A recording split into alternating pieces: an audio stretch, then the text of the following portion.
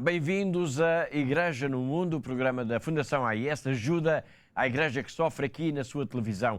Eu sou o Paulo Wide e é sempre um privilégio saber que posso contar com a sua companhia aí desse lado durante os próximos 50 minutos. Comigo hoje, desde casa, por questões pessoais, está a Catarina Martins de Betancourt, a diretora da Fundação AIS em Portugal. Olá, Catarina. Olá, Paulo, e olá também a todos os nossos telespectadores.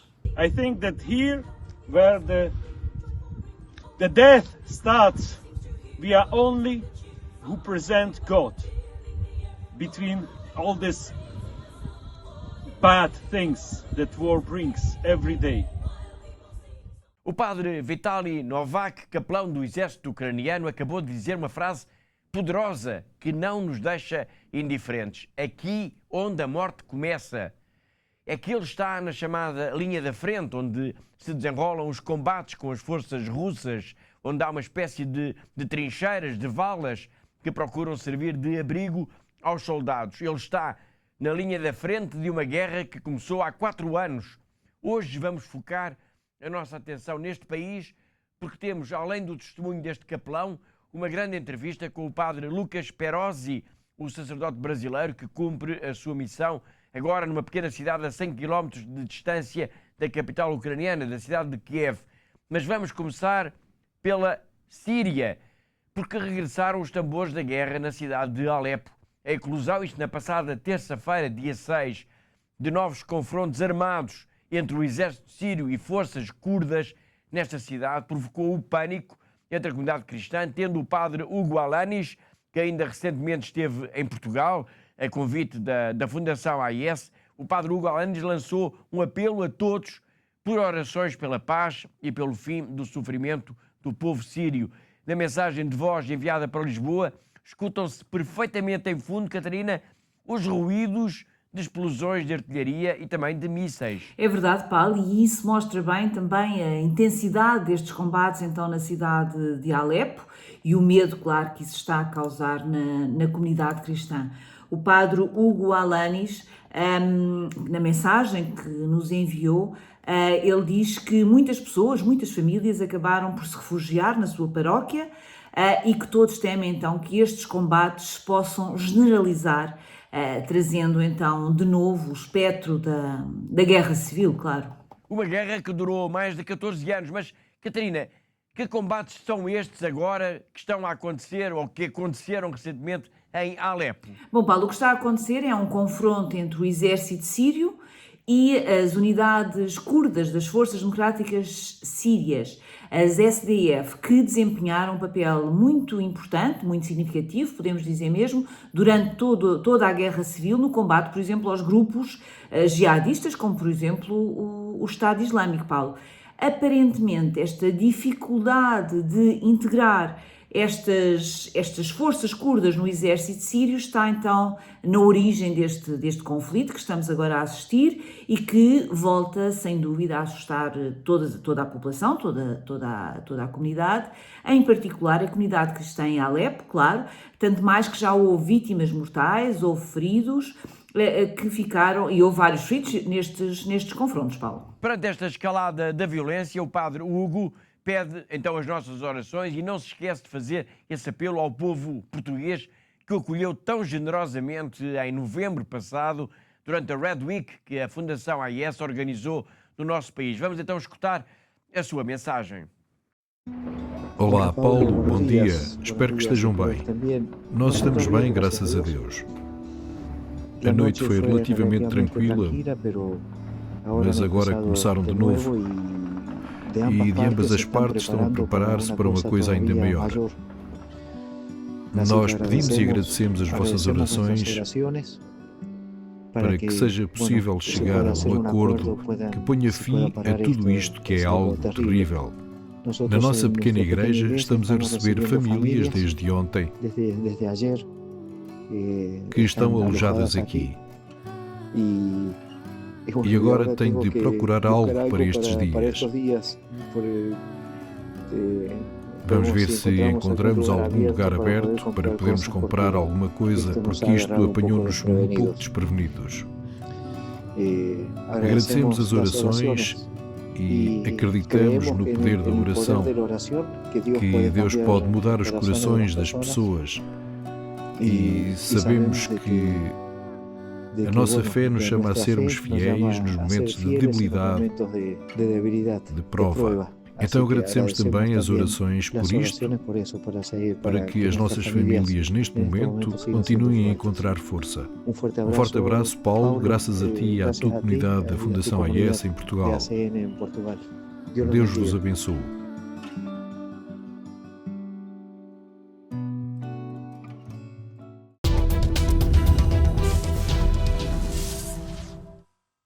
Foi o padre Hugo Alanis, bem conhecido já dos portugueses, porque esteve entre nós em novembro em várias dioceses durante a Red Week, a Semana Vermelha de alerta para a perseguição religiosa no mundo.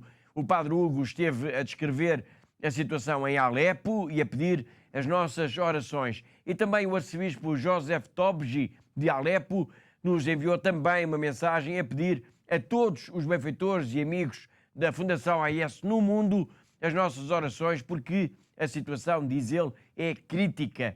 Vamos ouvir. Cari fratelli dell'aiuto alla Chiesa che soffre, prima di tutto buone feste e ecco, volevo con questo video chiedere le vostre preghiere, voi, i benefattori, tutti quelli che ci ascoltano, perché il momento è diventato di nuovo critico,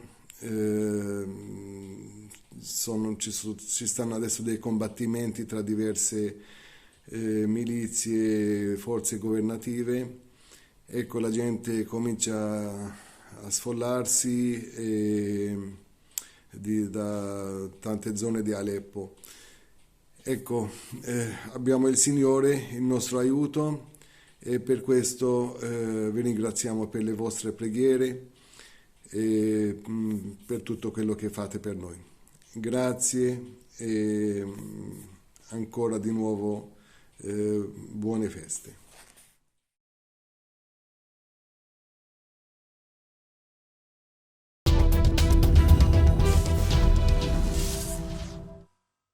Da Síria, onde a guerra parece interminável, passamos agora para a Venezuela, país que tem estado também no centro da atualidade mediática por causa do ataque norte-americano a Caracas na noite de 2 para 3 de janeiro, a operação que teve como objetivo a captura de Nicolás Maduro. O presidente deposto da Venezuela e a mulher foram levados para os Estados Unidos e, entretanto, foram presentes a tribunal para serem agora julgados por narcotráfico, isto entre outras acusações. E vamos falar da Venezuela porque temos uma declaração do bispo de Carupano logo nas horas seguintes à operação militar, em que ele nos fala do estado de ansiedade que se vive no país, porque ninguém sabe muito bem, Catarina, o que poderá acontecer a partir de agora. Sim, Paulo, é uma incógnita imensa, não se sabe o que é que vai acontecer, portanto o país vive sem dúvida num estado de ansiedade, digamos assim, como o Paulo acabou de referir, porque neste momento tudo é possível acontecer e está tudo de facto muito incerto. A Venezuela, apesar das inúmeras riquezas naturais, em particular o petróleo, tem vindo de facto a empobrecer dramaticamente desde 1999, quando Hugo Chávez tomou o poder, seguido depois de Nicolás Maduro, que governaram de facto o país sempre com uma mão de ferro, perseguindo as oposições, prendendo dirigentes, manipulando atos eleitorais inclusive. Portanto, agora, neste momento, com a saída de Maduro, tudo está em aberto. Vamos ver, Paulo, o que é que vai acontecer então nas próximas semanas, claro.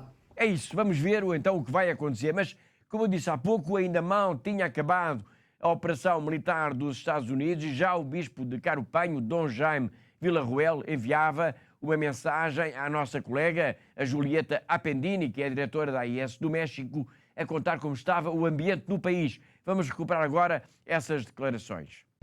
Hola Julieta, un saludo, un feliz año, feliz Navidad. Aquí estamos en una tensa calma, en la región donde yo estoy todo está tranquilo. Más bien la situación fuerte fue en Caracas, La Guaira y alguna otra ciudad vecina. donde hubo la presencia del componente militar de Estados Unidos. Pero estamos viviendo una tensa calma, toda la gente está muy a resguardo, las calles están solitarias, vacías de personas, ha habido muchas compras nerviosas en los pocos negocios que han abierto aquí. Vivimos momentos de mucha incertidumbre, no sabemos qué va a pasar, también por las declaraciones de esta señora, Delcy Rodríguez, que es la vicepresidenta, que han manifestado que no están dispuestos a negociar nada, y entonces, claro, hay mucha ansiedad, mucha angustia, y estas 72 horas son cruciales para ver cuál es el rumbo, qué camino toma esto. No vaya a ser que se presente una situación de más violencia, enfrentamiento, más represión, no sabemos. Entonces estamos aquí esperando y aguardando con paciencia y rezando a ver pues qué va a suceder en Venezuela con los socios que dejó Maduro aquí, y si están dispuestos a negociar una salida y dejar el poder. Si no, entonces la situación se va a complicar muchísimo aquí en Venezuela.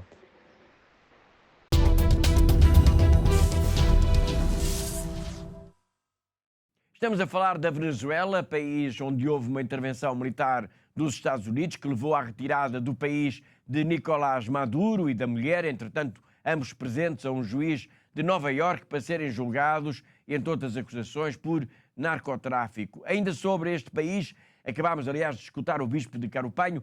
Importa saber, Catarina, o que é que diz o relatório da Fundação AIS sobre a liberdade religiosa no mundo. O relatório foi publicado, recordo, em outubro do ano passado, mas tem uma referência explícita à Venezuela. Sim, tem, Paulo. De facto, no nosso relatório, o país é considerado como um regime autoritário, em que a liberdade religiosa, a prática da liberdade religiosa está de facto comprometida pelo controle governamental, pela instrumentalização política de todas estas relações, todas estas questões relacionadas com a fé, e por haver também um conjunto de leis pouco claras, um pouco vagas, digamos assim, mas que permitem, por isso, toda a censura e também a repressão neste país. Obrigado, Catarina. A situação na Venezuela vai continuar a ser seguida com atenção aqui no nosso programa, claro, mas importa sublinhar, entretanto, o papel que a Igreja tem tido ao longo dos últimos anos junto deste país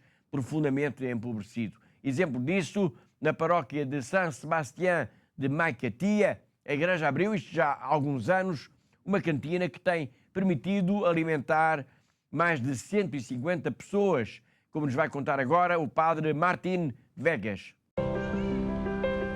Millones de personas en Venezuela sobreviven hoy en medio de una escasez de alimentos sin precedentes.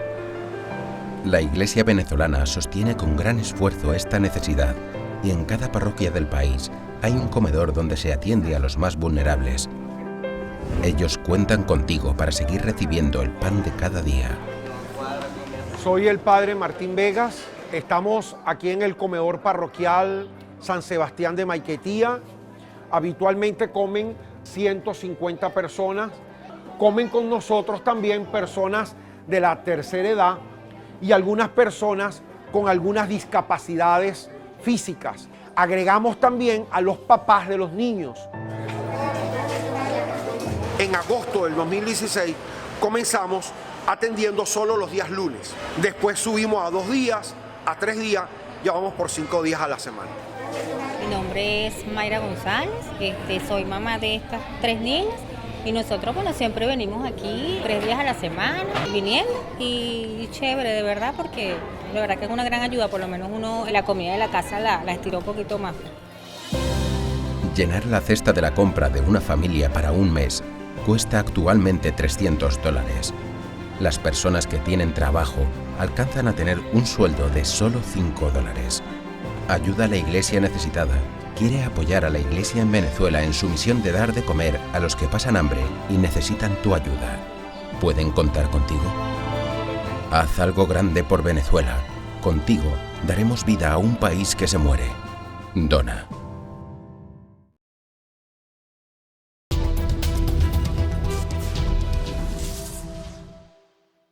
Da Venezuela, onde a Igreja tem desempenhado um papel fundamental no apoio a uma população que está cada vez mais empobrecida, vamos agora para a Nigéria para dar conta de um fim de ano de 2025 e um início de 2026 particularmente preocupantes. Estamos a falar, Catarina, no massacre de dezenas de homens numa aldeia perto de Papiri, onde, recorde-se, mais de 200 jovens foram sequestrados em novembro. Exatamente, Paulo. De facto, o ano não começou nada bem na Nigéria.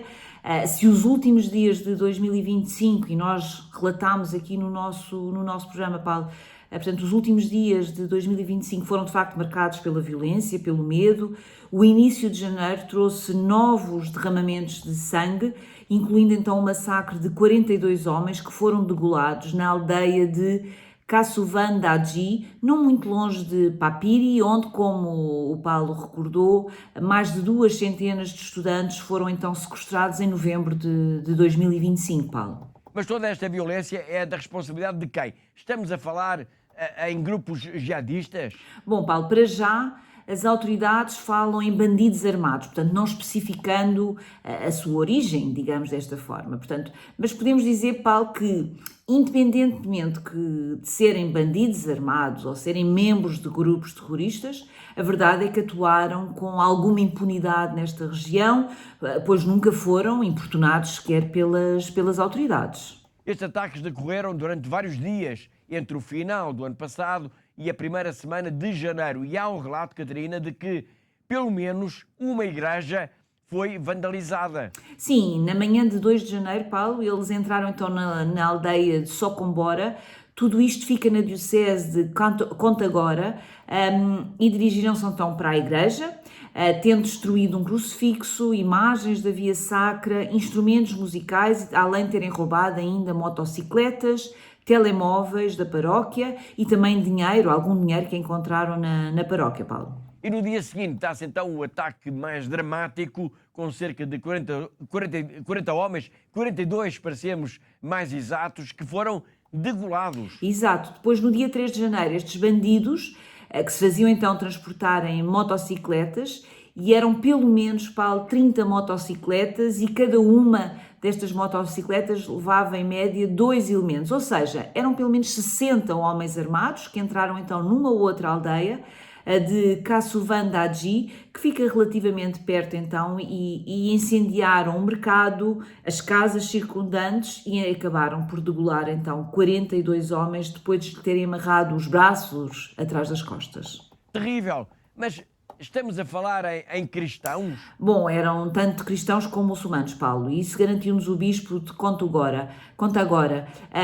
Além disso, os bandidos sequestraram também ainda algumas mulheres, também algumas crianças, e só para os nossos telespectadores terem uma noção da dimensão deste ataque, há pouco eu referi que os bandidos incendiaram o mercado e as casas circundantes na aldeia de Kasuvandaji. Pois bem, Paulo, este incêndio foi tão forte, foi tão intenso, que o fumo se conseguiu ver a mais de 15 km de distância desta região.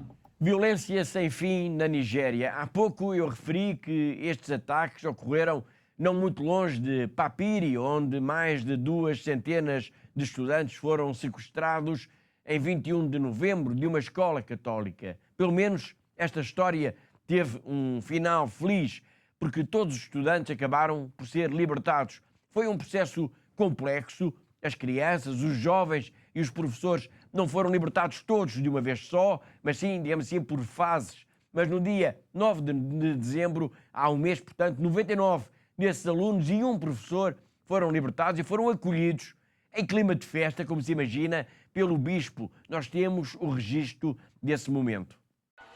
So this is the arrival of the children at St. Michael's Cathedral in Kontagora, Niger State, after being held at the government house for a day for medical checkup. The voices you're hearing at the background are the voices of women organization, and this is when the children met with the bishop, their first entrance to the hall where they would be addressed. You can see an emotional moment where the principal of the school is hugging the children. She couldn't hold her tears. It's an emotional moment for everybody because these children are very little. They are kids. Some of them are not even up to 6 years old. And these are the parents of the children at the school waiting for the arrival of their children. So we were ahead of the children, and here comes the children. You can see this little boy being away from home for 1 good month, without his mom, without his dad, being captive, no good food, no good shelter, and so on. This is really, really so emotional, but we give God the glory that they return safely and they'll be taken care of by their family and loved ones. Thank you very much once again for your prayers. May God bless you, and continue to pray for us, continue to pray for our safety and for the church in Nigeria. Thank you so much.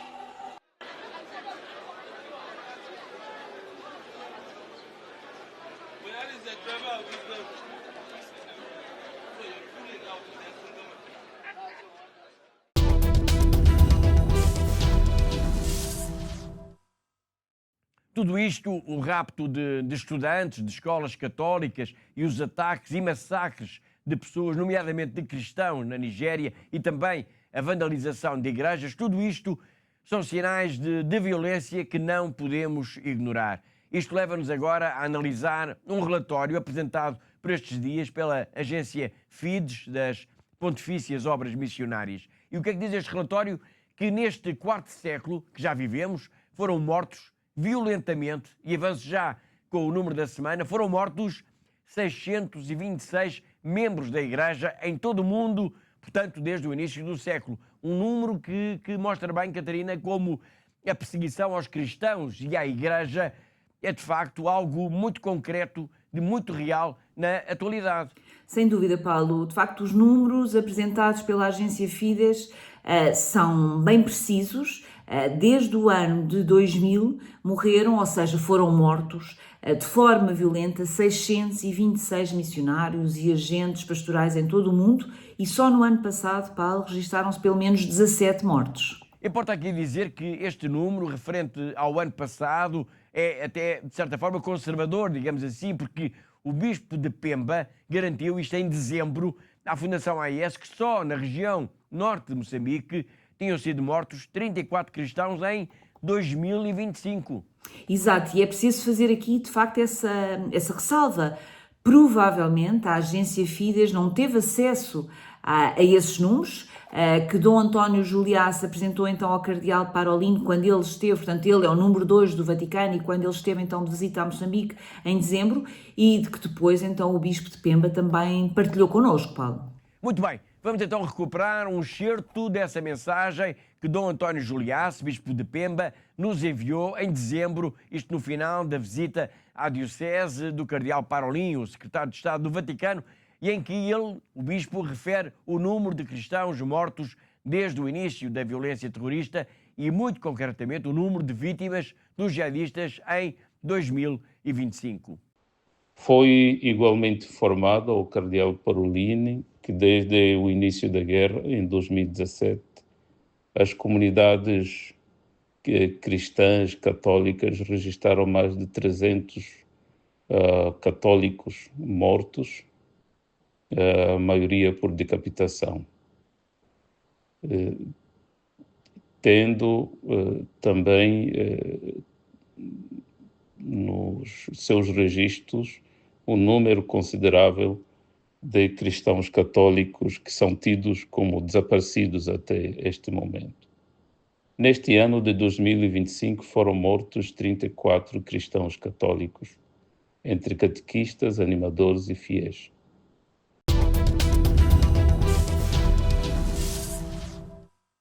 Foi Dom António Juliás. Num dos próximos programas nós vamos analisar em profundidade estas palavras do Bispo de Pemba, porque permitem compreender melhor a situação dramática que se vive na região norte de Moçambique, que tem estado, como sabemos, sob ataques dos jihadistas do Estado Islâmico. E agora vamos até Macau, vamos ao encontro do jornalista José Miguel Encarnação, o nosso correspondente nesta diocese, na China. Depois das festividades do Natal, eis que já esta semana o Bispo de Macau celebrou a missa pelo 1º de janeiro, dia dedicado a Nossa Senhora Mãe de Deus e que universalmente é também conhecido como o Dia Mundial da Paz. O Bispo de Macau, Dom Stephen Lee, começou por celebrar a missa das 9h15 da manhã, hora de Macau, tendo a Igreja da Sé Catedral estado repleta de fiéis que, embora tenham no dia anterior celebrado a passagem de ano, não deixaram de se juntar ao Bispo para, com ele, darem as boas-vindas ao ano reunidos na casa do Senhor. Depois desta celebração, houve então a celebração da missa das 11 horas, esta já presidida pelo padre Daniel Ribeiro, padre brasileiro coadjuvado por um padre da Índia, o padre Sheldon, que com ele então fez transmitir a mensagem da Diocese para que este ano o mundo encontre finalmente a paz e que também os fiéis de Macau possam, juntamente com o seu bispo e toda a Igreja em Macau, rezar para que o ano seja então um ano mais junto de Nossa Senhora, Mãe de Deus, de Jesus e com ele consigam assim os melhores caminhos para o seu desenvolvimento humano, pessoal e, acima de tudo, religioso.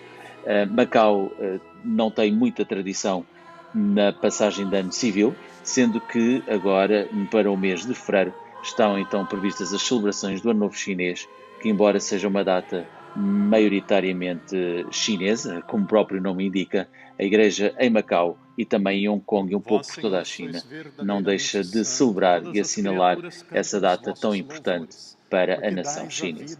E santificai todas as coisas. Por nosso Senhor Jesus Cristo.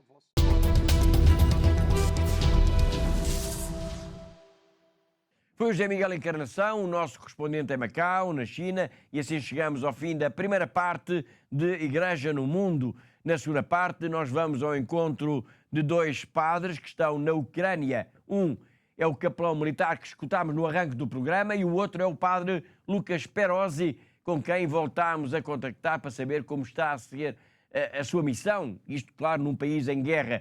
E vamos regressar ainda à Síria, por causa da campanha das calças e camisolas quentes que queremos oferecer às crianças cristãs mais pobres para se poderem aquecer então neste inverno. Portanto, muitas coisas ainda para ver e para ouvir daqui a pouco, depois de um breve intervalo. Até já!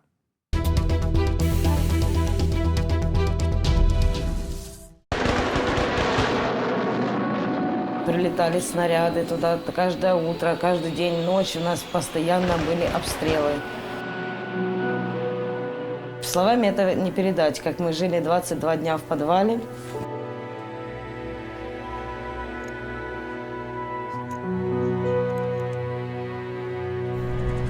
Спали на полу, ели то, что приходилось найти нам в магазине.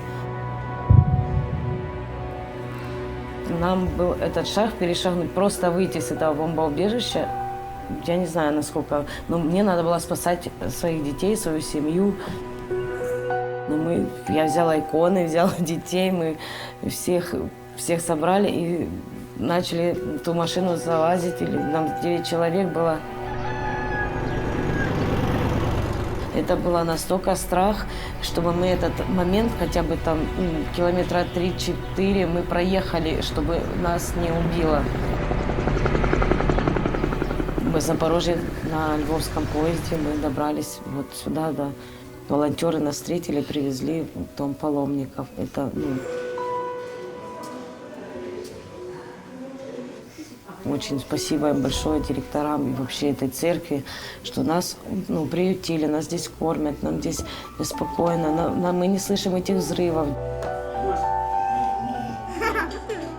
Вся наша семья уцелела, слава Богу.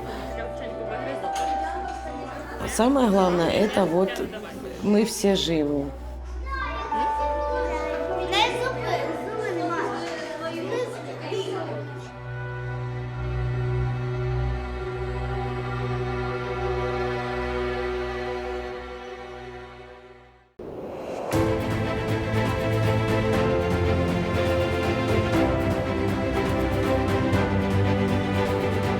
giving us hope and you are putting a smile in our faces.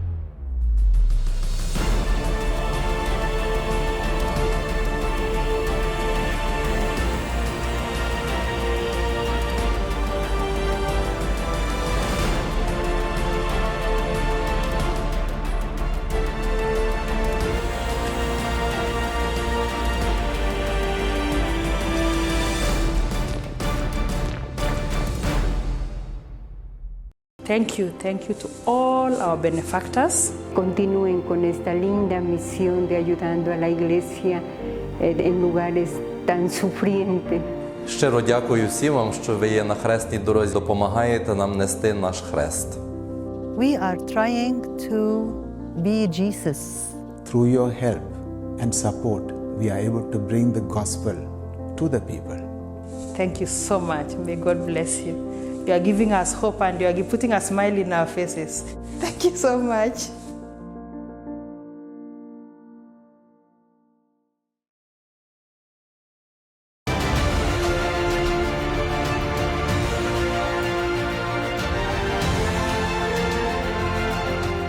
Nous leur disons merci pour ce qu'ils font déjà et nous pensons qu'ils vont continuer à nous soutenir, à soutenir nos séminaires pour la plus grande gloire de Dieu. La vocation est un mystère, la vocation vient de Dieu, c'est un projet de Dieu.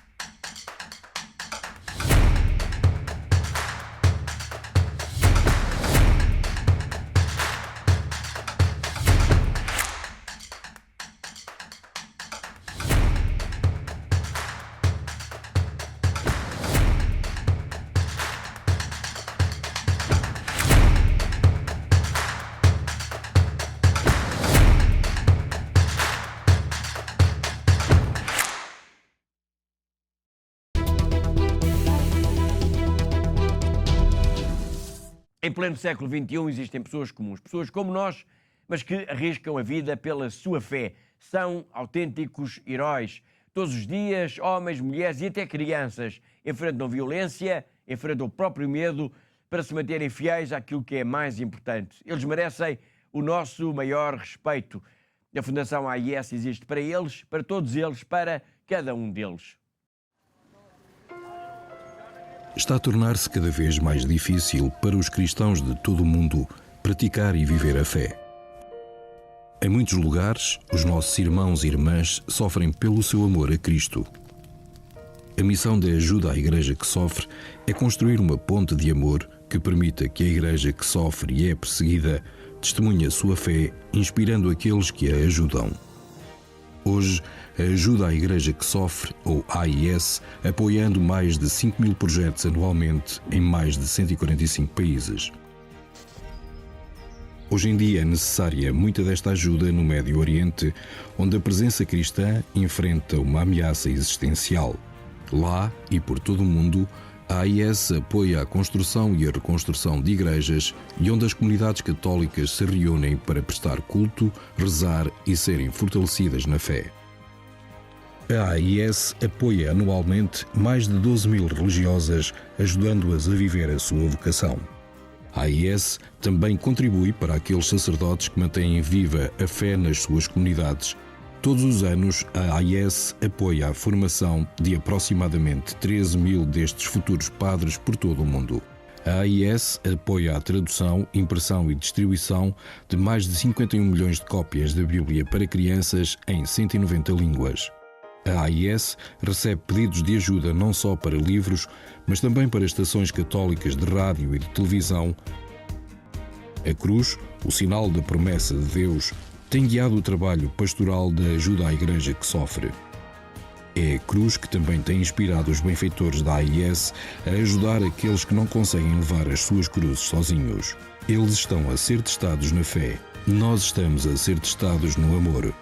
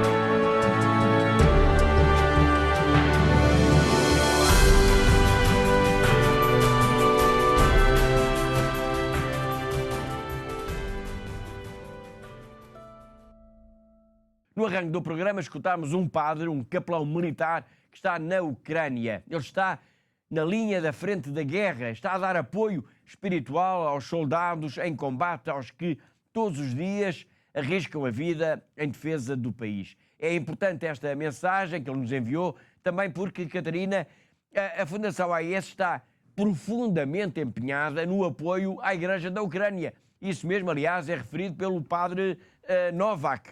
Sim, Paulo, desde há muitos anos que a Fundação AIS tem apoiado, sem dúvida, a Igreja na Ucrânia em inúmeras áreas que vão desde, por exemplo, a formação de padres e seminaristas, o apoio à sobrevivência do próprio clero na Ucrânia, na ajuda da construção e reconstrução de conventos, de igrejas e até, por exemplo, com os meios de transporte, Paulo. Portanto, enfim, são inúmeros os projetos, os exemplos que nós poderíamos dar aqui que atestam, de facto, este apoio, este compromisso que a Fundação AIS tem tido com a Ucrânia nos últimos anos, Paulo. É importante falarmos da ajuda da AIS à Igreja da Ucrânia, porque também temos de escutar o depoimento do padre Lucas Perozzi, que é um sacerdote do caminho neocatecumenal, que está em missão neste país há já 22 anos. Ele vai falar-nos de como está, neste momento, a vida neste país, em guerra há quase 4 anos, de como é difícil, por exemplo, a sobrevivência das populações, de como é o dia-a-dia, de como é o medo dos ataques, dos bombardeamentos, o medo dos drones que estão cada vez mais ameaçadores e sofisticados. Mas antes de escutarmos o padre Lucas, vamos então ao encontro do padre Vitaly Novak, o capelão militar, que gravou para o nosso programa uma mensagem mesmo na linha da frente da guerra, na zona onde, como ele nos vai dizer, começa a morte. Dear our friends, all who stand with us in solidarity during this war. Today, here from the front line, behind us is the kill zone. I want to, first of all, to say you very deeply thank that you stand with us, that you support us and help us. You know, this kind of vehicle, this is the chapel for the chaplain, is thanks to your donation. All other things that you are helping us, like mass stipendium for chaplains who are here in this front line, it is very big help for us, big resource, because we can serve our soldiers, those who protect lives.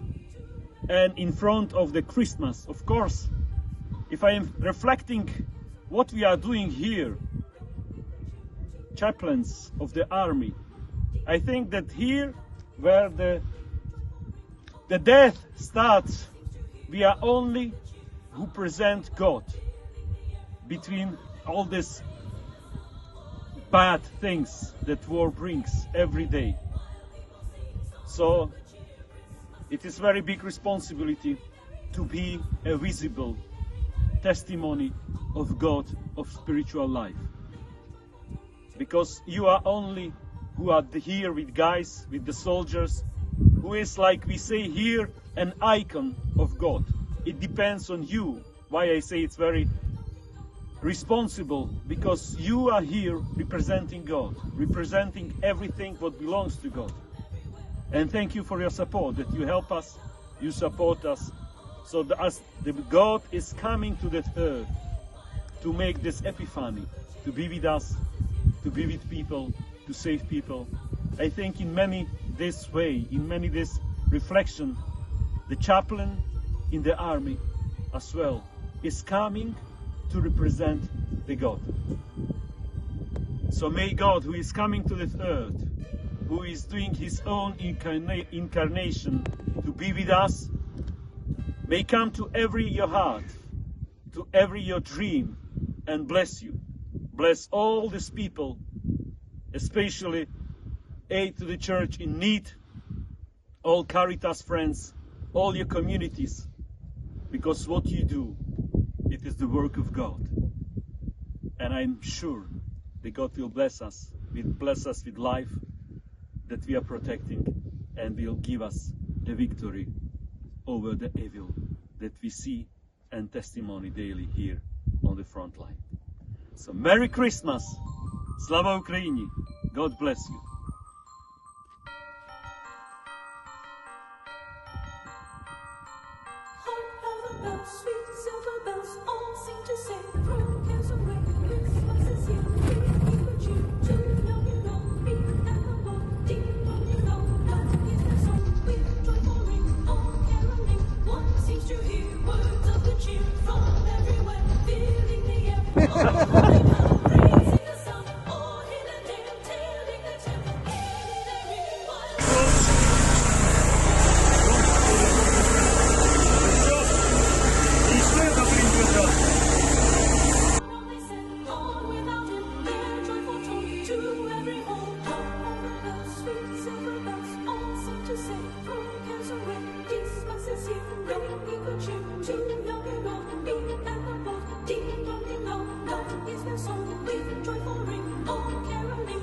Seems to hear words of good cheer from everywhere, filling the air. Oh, hallelujah, praising the sun. Oh, in the day, tell their chants, gaily they ring, while people sing songs of good cheer. Christmas is here.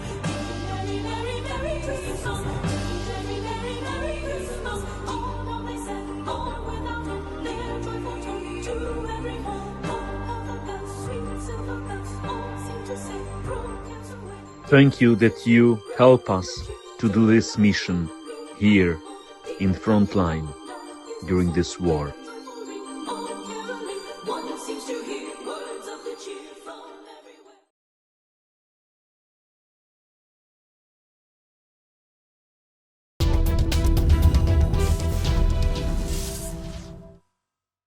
Foi o padre Novak, um capelão militar que está na linha da frente da guerra na Ucrânia. Quem também está na Ucrânia, como eu disse há pouco, é Lucas Perozzi, este sacerdote brasileiro do caminho neocatecumenal e que já participou, aliás, por diversas vezes aqui no nosso programa.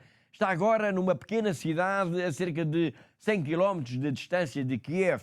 Nós temos um depoimento dele que nos irá acompanhar por aqui ao longo de várias semanas.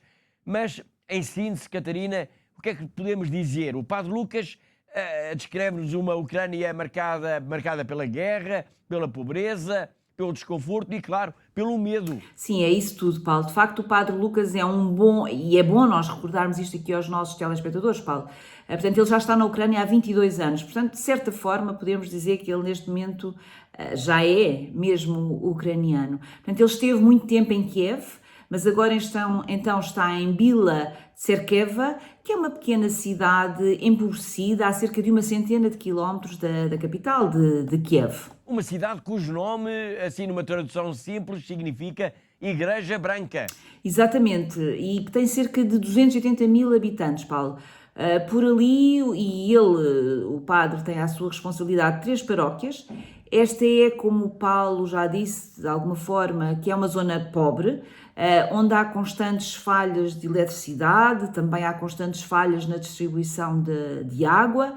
Muitas vezes, e ele conta-nos isso, Paulo, a missa é celebrada, por exemplo, à luz das velas, e também há dias em que não há nada para comer, ou seja, há dias em que o padre Lucas e as pessoas que vivem ali com ele passam fome. E depois há a guerra. O facto de estar distante da capital não significa um risco menor. Pelo contrário, de alguma forma, como ele também nos conta, Paulo, o risco é até maior, porque ali as defesas antiaéreas são menores, são em menor número, e isso significa, por exemplo, que os mísseis e os drones têm muito mais chances de cair e de acertar então no alvo do que em Kiev, onde de facto existe uma barreira de fogo antiaérea muito mais significativa. Aliás, no depoimento que o padre Lucas nos enviou, ele relata precisamente que logo na primeira noite em que dormiu em Mila Tserkva, houve um ataque. É verdade, Paulo, foi mesmo um batismo de fogo, não é? Digamos assim, logo na primeira noite. E não foi um ataque sem importância, digamos assim, porque houve mesmo mortos, houve feridos, houve um edifício de 4 andares que acabou por ruir e que ficava ali próximo da paróquia, isto com o impacto de um míssil, e houve várias outras casas que também ficaram arruinadas, Paulo. Guerra, falta de eletricidade, falta de aquecimento, por vezes mesmo falta de comida. É assim a vida a cerca de 100 km de Kiev, é assim a vida do padre Lucas Perozzi, um sacerdote brasileiro em missão na Ucrânia há já mais de 22 anos. Vamos escutar agora a primeira parte do seu depoimento, um depoimento que nos irá acompanhar por aqui ao longo das próximas semanas. Estou numa cidade agora que está a 100 km de Kiev. É a maior cidade da região de Kiev, depois de Kiev. Tem mais de 280 mil habitantes. A cidade chama Bila Tserkva, ou seja, traduzindo para o nosso idioma seria a Igreja Branca. E tem mais duas, uma cidade pequena de uns 15 mil habitantes, chama Skvira, e outra, um povoado, 2 povoados, Bespetna e Ruda. Eu sou pároco em todos esses lugares agora. Aqui a situação tá, os ataques é bem menos que em Kiev, mas tem. E quando tem os ataques aqui é bem mais efetivo, porque a defesa dessa cidade não é tão boa quanto a de Kiev. E eu lembro o primeiro dia que eu dormi aqui, depois da mudança, o primeiro dia que eu dormi, aqui teve um ataque bem forte e essa foi a diferença que eu notei, pelo som, né, dos ataques, que todos caía no alvo, enquanto em Kiev a maioria é arrebatado no ar. E sempre estamos envoltos em mortes, em situações de mortes. Sem contar que esses ataques, por exemplo, essa noite teve ataque de novo, destruiu um edifício, caiu em um edifício de 4 andares, 2 pessoas morreram, pelo que foi anunciado, né? 2 pessoas morreram, 8 feridas, foram arruinados, sofreu pelo ataque, não somente aquele onde caiu o míssil, mas também outros edifícios ao redor. Ao todo deu 6 edifícios que sofreram pelo ataque, né? E a vida é assim.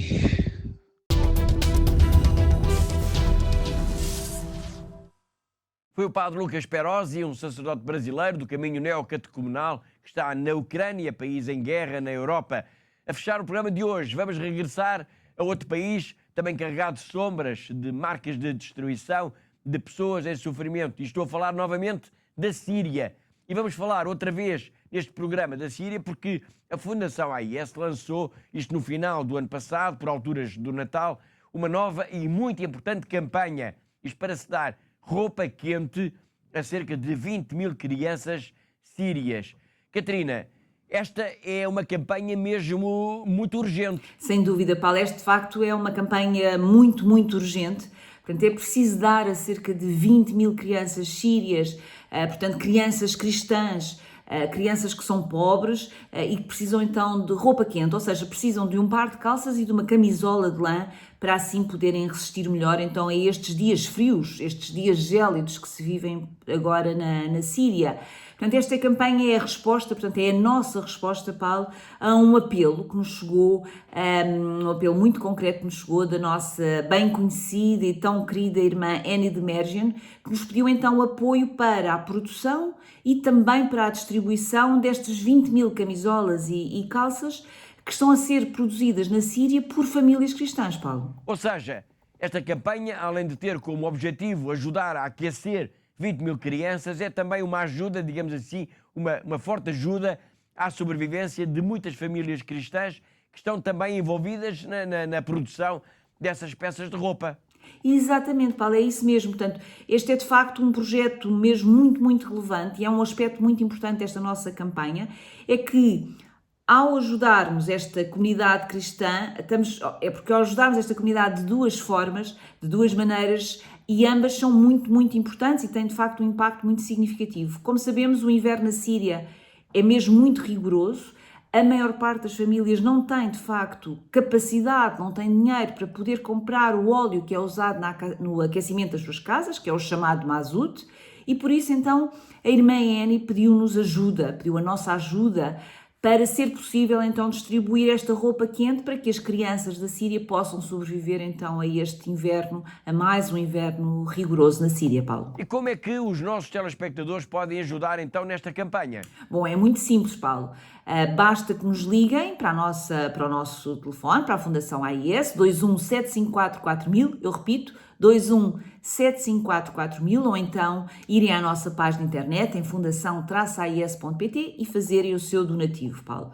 E, de facto, é muito simples, é exatamente isto como eu estou a dizer. Além disso, Paulo, é preciso muito pouco para podermos ajudar estas crianças. É que apenas com 18 euros, eu repito, com apenas 18 euros nós conseguimos, de facto, oferecer, então, esta camisola e estas calças às crianças na Síria. E, por isso, a estas 20 mil crianças na Síria. Por isso, nós já falámos aqui desta campanha antes do Natal, Paulo, mas temos de facto de voltar a falar dela agora, porque o inverno chegou de facto à Síria e é muito importante nós podermos ajudar então estas 20 mil crianças na Síria, Paulo. E nós temos uma mensagem da irmã Annie a agradecer toda a ajuda que pudermos dar para esta campanha. Sim, eu tenho a certeza, Paulo, que uma vez mais os portugueses, os benfeitores, os telespectadores que nos estão a ver neste momento, vão ser de facto sensíveis a mais este nosso pedido, sensíveis no sentido de ajudar uma vez mais esta missão. E por isso deixo aqui desde já também o meu muito obrigada a todos os que podem ajudar e podem participar também nesta campanha de apoio à irmã Annie de Mergen e também a estas 20 mil crianças na Síria e desde já, e em nome deles, das crianças e da irmã, eu agradeço do fundo do coração toda a ajuda que possam dar. Portanto, ajudar estas 20 mil crianças, Paulo, estas 20 mil crianças sírias neste momento a resistirem ao frio do inverno na Síria é de facto a missão a que somos chamados hoje.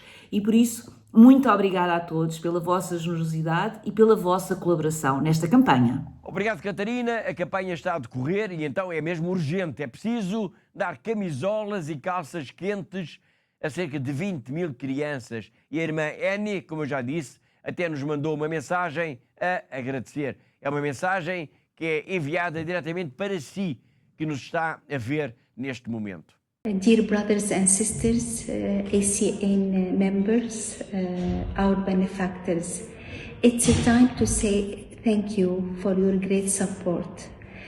Christmas is coming and our children are waiting for your gift.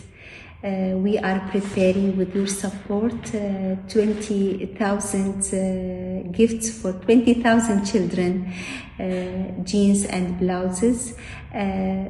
So you don't imagine the joy of our children waiting for their gift. And also, in the same time, you are helping hundreds of families to get job. Especially, we are supporting a small workshop in Aleppo and different parts, like in Damascus, to get work. So, in these projects, we are supporting families to get job and to get income for their daily life. At the same time, children are waiting for their gifts, so you are releasing the burden on the shoulders of the parents to, as they are worried to prepare the gifts for their children. Thank you very much. God bless you. Be sure that we are praying for you and pray for us as well. United in prayer. Bye-bye.